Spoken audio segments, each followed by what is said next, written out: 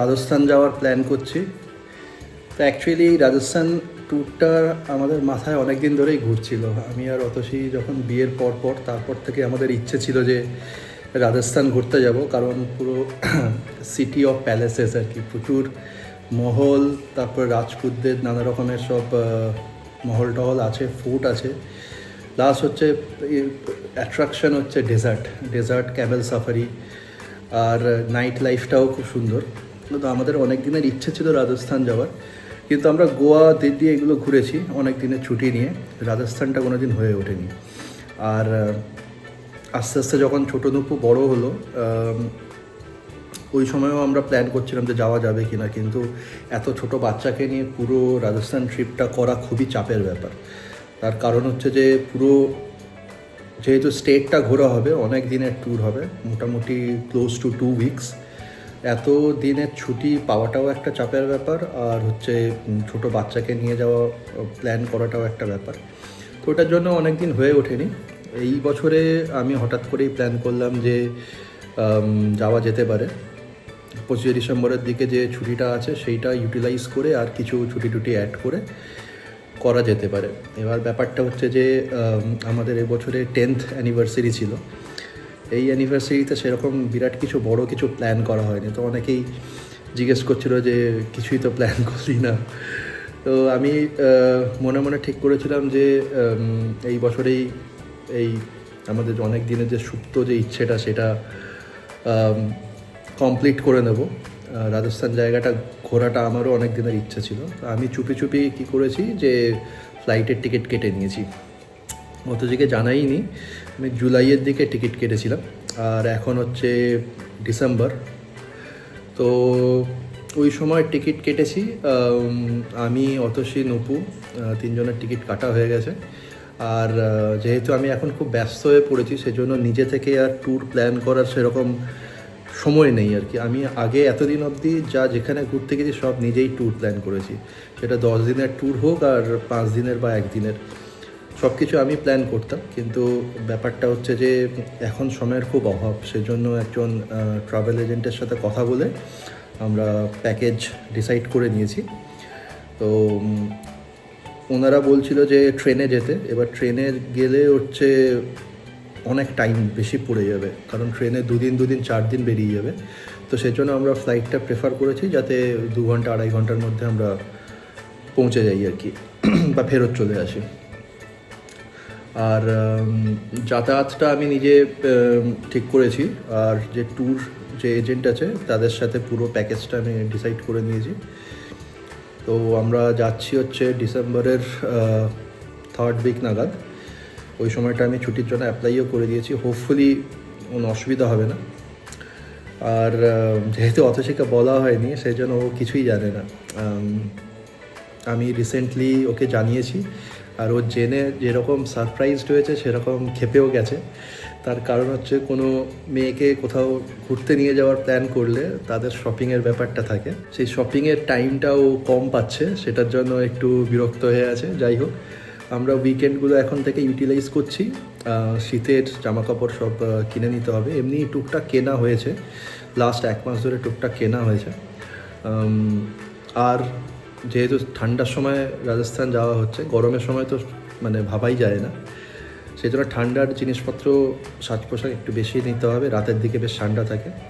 আমার 2-1 বন্ধু রাজস্থান থেকে প্রজেক্টে কাজ করে, তো তাদের সাথেও কথা বলেছি, তারাও বলছে যে হ্যাঁ, রাতের দিকে একটু ঠান্ডা থাকে, দিনের বেলা মোটামুটি এই যে এরকম গেঞ্জি বা এরকম পরেছি এটাতে কাজ চলে যায়। আর ইউটিউব ভিডিওস তো প্রচুর দেখেছি, কোথায় কি যাওয়া হবে সেসব ট্যুর প্ল্যান আমাদের দিয়ে দিয়েছে। তো আমরা মোটামুটি রাজস্থানের সব যে মেজর সিটিজ আছে সব সিটিজই আমরা কভার করব।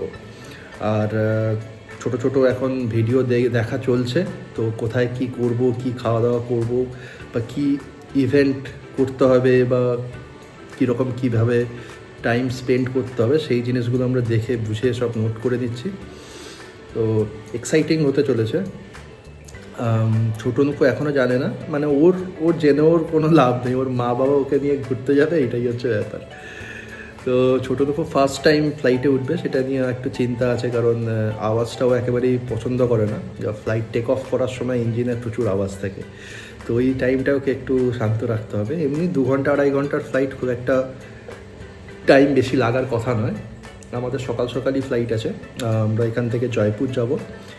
আমাদের ফ্লাইট আছে 8:30টার দিকে, আর ওখানে পৌঁছে যাব প্রায় 11টার দিকে। হোটেল চেক ইন করে নেবো প্রায় 12টা এরকম হবে। আর আমাদের সাথে ট্যুরের সাথে যারা যাবে তারা আমরা 12টায় পৌঁছবো, ওরা পৌঁছবে মনে হয় সন্ধ্যে 7টা বা 7:30 ট্রেনে। তো সেইভাবে আমরা প্ল্যান করেছি ব্যাপারটা। আর তার পরের দিন থেকেই একদম আমাদের ট্যুর স্টার্ট। তো প্রায় 25-30 জন যাচ্ছে গ্রুপে। আশা করি নতুন বন্ধুও হয়ে যাবে, যাদের সাথে আমরা পরে অন্য কোথাও হয়তো গেলেও যেতে পারি। এটা সাধারণত হয়ে থাকে যখন ট্যুরে অনেক ফ্যামিলির সাথে যাওয়া হয়, তখন 2-1 জন চেনা বেরিয়ে যায় বা ভালো রিলেশন তৈরি হয়ে যায়।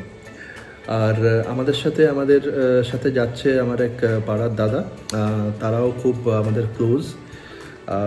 তাদের সঙ্গেই অ্যাকচুয়ালি ট্যুরের ব্যাপারটা তাদের সাথেই আমি প্ল্যান করেছি। আমি ইচ্ছা প্রকাশ করেছিলাম, তারপরে ও বললো হ্যাঁ যাওয়া যেতে পারে। তো আমরা সবাই ফ্লাইটের টিকিট কেটে নেওয়া হয়তো জুলাই মাসে। তবে এখানে আরেকটা প্রবলেম হয়ে গেছে রিসেন্টলি, ডিসেম্বর থেকে যেটা মাথায় চলছে, সেটা হচ্ছে যে ইন্ডিগোতে যে ক্যান্সেলেশনের যে ব্যাপারটা হচ্ছে, এটা নিয়ে আমি একটু চাপ খেয়ে গেছি। হঠাৎ করে মানে আউট অফ দ্য ব্লু ব্যাপারটা শুরু হয়ে গেছে হঠাৎ করে, যে প্রচুর ফ্লাইট ক্যান্সেল হচ্ছে। আর আমাদের টিকিট ইন্ডিগোতেই কাটা আছে, রিটার্ন পুরো টিকিট ইন্ডিগোতেই আছে। তো সেটা নিয়ে আমি এখন একটু চিন্তায় আছি। আর ডেইলি আমি দেখছি, ট্র্যাক করছি, যেটা বুঝছি যে প্রত্যেক দিনই আর কি ফ্লাইট ক্যান্সেলেশনটা কম হচ্ছে, আস্তে আস্তে 100-200 করে কম হচ্ছে ফ্লাইট ক্যান্সেলেশনটা। আর এখনও হাতে টাইম আছে বেশ অনেকটা, এখনও 2 সপ্তাহের মতন টাইম আছে। তো হোপফুলি ব্যাপারটা সর্ট আউট হয়ে যাবে।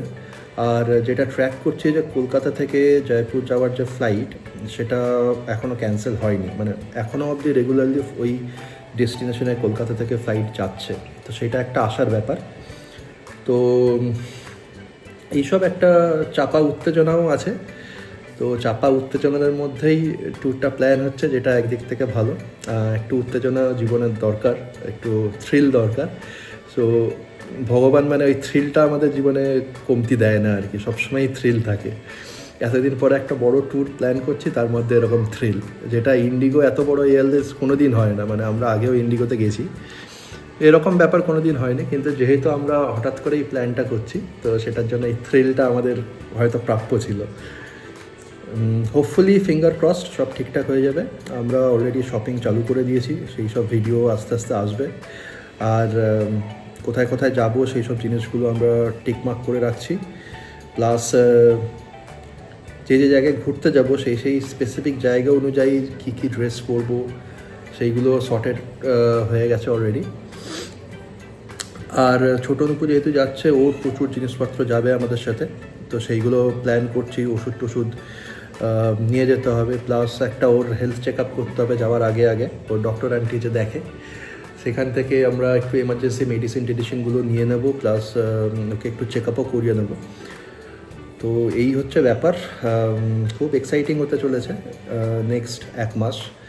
2 সপ্তাহ 3 সপ্তাহ আমাদের ওয়েটিং টাইম আছে এখনও, তারপর হচ্ছে 2 সপ্তাহের মতন আমাদের রাজস্থান ট্যুর। টোটাল 1 মাস খুব এক্সাইটিং হতে চলেছে। তো খরচাপাতিও খারাপ হচ্ছে না, তো সেটা ঠিক আছে, সেটা ওয়ান টাইম। একটা বড় ট্যুর করতে গেলে তো হবেই। তো একা হয়তো সিঙ্গেল আমি যদি অর্গানাইজ করতাম, হয়তো আরও বেশ কিছু সেভিংস হতো, কিন্তু ওই যে এখন এমন অবস্থা হয়ে গেছে যে টাকা দিয়ে সময় কিনতে হয় আর কি। তো সেটাই করছি এখন, যেহেতু টাইম স্পেন্ড করার সময় নেই, সেজন্য অন্যের ওপর রিলাই করে টাকা দিয়ে জিনিসটাকে ইজ আউট করছি। এই হচ্ছে ব্যাপার। আরও রাজস্থান ট্যুরের কী জিনিস আসবে আমাদের সামনে সেটা আমি এখনও জানি না। যদি এক্সাইটিং বা নতুনত্ব কিছু থাকে তাহলে আবার ব্লগ করব। এইটাই হচ্ছে রাজস্থান ব্লগের ফার্স্ট ব্লগ আর কি। আগের কোনো ব্লগে আমি ডিসক্লোজ করিনি, তো খুবই এক্সাইটিং হবে আর কি ব্যাপারটা। জার্নিটা খুবই এক্সাইটিং হতে চলেছে। আর যে ইউটিউব ভিডিওগুলো দেখেছি, প্যালেসগুলো দুর্দান্ত, মারাত্মক আর্কিটেকচার, বিশেষ করে হাওয়া মহল ও চরম। আর রাজস্থানে যে ডেজার্ট সাফারি, তারপরে রাত্রিবেলায় নাইট ক্যাম্প করে থাকা ডেজার্টের মধ্যে, তারপরে বনফায়ার ক্যাম্পের মধ্যে, টেন্টের মধ্যে থাকা, ওই জিনিসগুলো অথচ খুবই খুবই খুশি হয়েছে যেটা দেখলাম, যেটা একদিক থেকে ভালো, ওটাই আমার উদ্দেশ্য ছিল। তবে ওই যে বললাম শপিং টাইমটা আবার কমে গেছে, ওটার জন্য একটু চাপে আছি আর কি। আমি মোটামুটি উইকেন্ডে এখন 2 দিন করেই বেরোচ্ছি, সব শপিং টপিং কেনা হচ্ছে, প্লাস অনলাইন থেকেও বিভিন্ন জিনিসপত্র আনানো হচ্ছে। ট্রলি ব্যাগ হয়তো একটা নতুন কিনতে হতে পারে, তো সেটা দেখা হচ্ছে। আমাদের অলরেডি 2-3 রকমের বিভিন্ন সাইজের ট্রলি ব্যাগ আছে, তো সেই ট্রলি ব্যাগগুলো কতটা কি ইউটিলাইজ করা যায় দেখা হচ্ছে। তো ব্যাপারটা খুবই মানে বেশ ভালো মজার হচ্ছে আর কি, ডে বাই ডে। তো পরবর্তী ব্লগে আরও কথাবার্তা হতে পারে যদি কিছু সেরকম বলার থাকে। আপাতত এখানেই শেষ করছি ব্লগটা।